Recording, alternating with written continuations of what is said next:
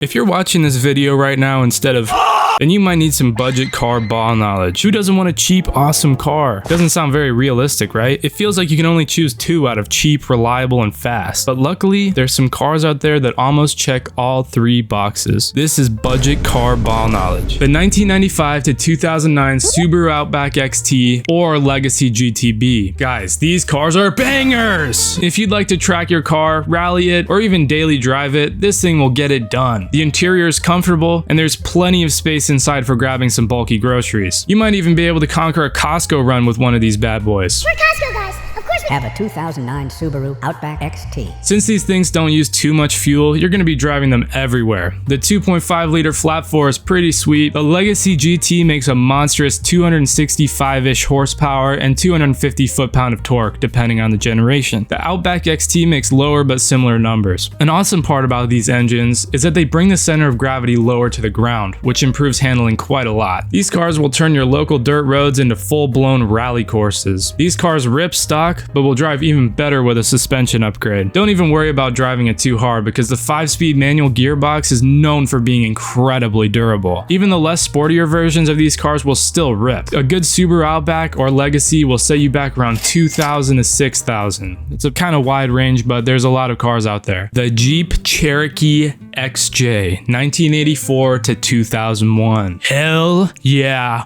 brother. If you like to get your hands dirty and you're always digging around in the mud, then the Jeep Cherokee XJ might be just the car for you. Arguably considered the first true SUV. This thing has a relatively light unibody chassis, an excellent four-wheel drive system, and either a bulletproof four-banger or a more favorable inline six putting out 190 horsepower and 255 foot-pounds of torque. Both of these engines are known to last around 300,000 miles. Well, that's with regular maintenance, of course. Don't just let this thing rot. The Jeep Cherokee XJ is capable of conquering any dirt road you throw at it, and capable of getting over a lot of crazy technical stuff. Also, they look so nice, holy moly. If you want to build this thing up for real and throw on some strong aftermarket parts or even a lift kit, don't worry, there's a big market for this stuff. These cars are a great platform for a sick off-roading setup, and honestly, these things look so nice for the price. Expect to find a working XJ on the market for around $2,500 to $5,000. Okay, next up, we have kind of a surprising one. People don't usually see this on the budget lists. The Honda Civic. I'm just fucking with you. Everybody knows the Honda Civic. VTEC,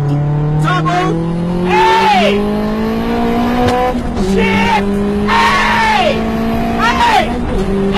The Honda Civic is a cult classic, an all-around reliable, fun, cheap car, and very moddable. These cars can do anything from gapping a Hellcat in a drag race to picking mushrooms off the side of your local backroad corner. Honda Civics kind of have a heroic history. These cars were born from an oil crisis in 1972, requiring a need for more fuel-efficient and reliable cars. Then bang! Just like that, Honda locked in real quick and made this shit. The Honda Civic carries a great racing background with its lightweight chassis, high-revving engines, and precise steering coming from Honda's Formula One experience. The modding scene for these cars is so popular that you'll probably come across an ad for some Civic parts just by scrolling through your Instagram homepage. Because of the popularity, swap kits, aftermarket parts, and mods are super easy to find and really cheap. This is probably one of the cheapest cars to find on this list, costing around $2,000 to $4,000. Whether you're looking to upgrade the fuck out of this car or enjoy a bone stock, it's a very, very, very solid choice. Before we get into that next sleeper car, hit that dang subscribe button to win. You already know Gassy is trying to hit 100K by the end of the year. Merch is on the way as well, so prepare your wallets because it's going to be a limited time drop. And no, it's not about to be some generic YouTuber bullshit. Enough yap, these next picks are true ball knowledge. Okay, now we have another banger from Subaru. What do you know about the Subaru Forester? It is a fantastic shout for everything. Anything you can do to a car, you can do to a Forester. Fuck it, off-road this car, grab groceries in it, and of course, go to the track in this thing. The Forester was built on an Impreza platform, which means it's got a very solid all-wheel drive system with that nice Subaru classic 50-50 split. And I believe they're mechanical, so it's kind of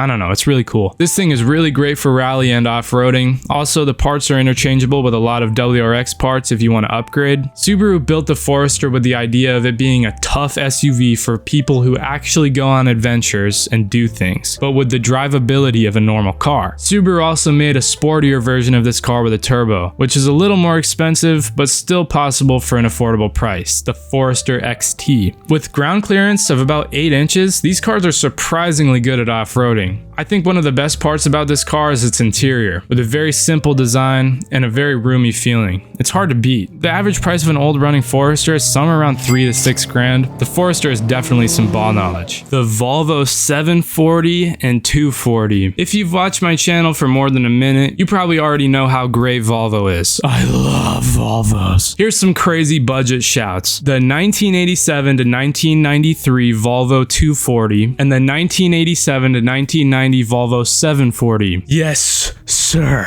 These things can take a head-on collision with like 6 or 7 Cybertrucks and not even have a scratch on them. Other than being built like bedrock, these things can get down. The 240 has a rear-wheel drive system and the 740 has an all-wheel drive and two-wheel drive powered by the B230 FT or B230F. The B230 FT engine packs a humble 165 to 175 horsepower stock and an easy 300 horsepower with some plastic surgery. The B230F engine has 115 to 135 stock and around 200 to 250 with the forbidden snail setup, which is more than enough horsepower to get a Swedish teenager driving sideways. A great part about these cars is most parts are interchangeable. Yeah, Volvo pulled some weird Alabama cousin shit and reused a lot of parts across different cars. So luckily for us, parts are easier to find and a lot easier to install. You could probably find one of these cars for around 2,500 to 5 grand stock, and for just another 2,000 to 3,000, you can modify this bad boy to go from Swedish and boxy to Speedish and foxy.